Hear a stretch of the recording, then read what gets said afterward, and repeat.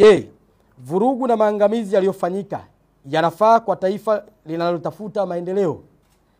Katika baadhi ya video tumeona vijana wenzetu wakivunja, kuiba, kuchoma moto, kutishia wenzao, kuchoma vituo vya mwendokasi, zahanati, vituo vya polisi, kuchoma maduka na vituo vya mafuta vya watu binafsi. Vijana wenzangu, hii haikuwa demokrasia, bali vurugu na uhalifu. Ndugu waandishi wa habari, kama viongozi na wazazi, tuna wajibu wa kuwakumbusha vijana wetu kwamba uhuru wa kuandamana si haki ya kutoa maangamizi na kuhatarisha maisha ya watu wengine, na wala sio sahihi kuchoma mali zenu ambazo zimejengwa na kodi zenu wenyewe. Taa za barabarani, vituo vya mabasi, vituo vya polisi, zahanati ni vitu vinavyotoa huduma kwenu wenyewe. Na walioshiriki vurugu, wengine walipoumia, ilitakiwa wapelekwe zahanati zilizopo jirani, lakini zilikuwa zimeshachomwa, hali iliyopelekea kupoteza maisha kwa makosa yenu wenyewe.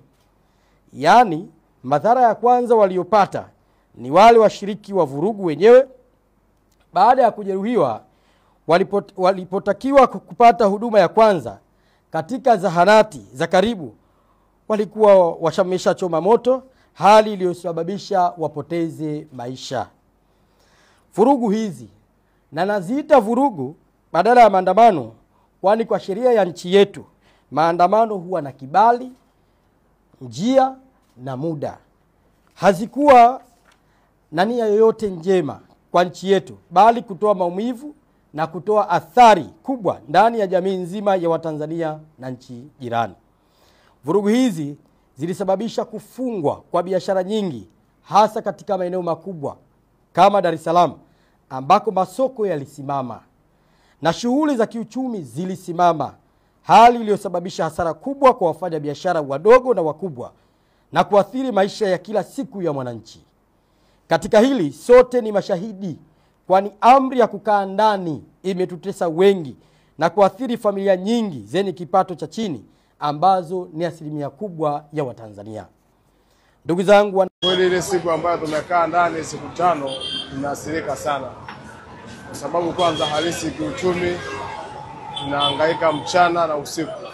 Sisi maeneo kama sisi hapa ambayo tuko barabarani tunajishughulika na shughuli ndogo ndogo kama jasiriamali, tumeathirika kweli. Maana kwa kwanza tumepoteza vitu vingi ambazo tulikuwa tunafanyia kazi, vitu vimeshapasuliwa, vimebonyeza.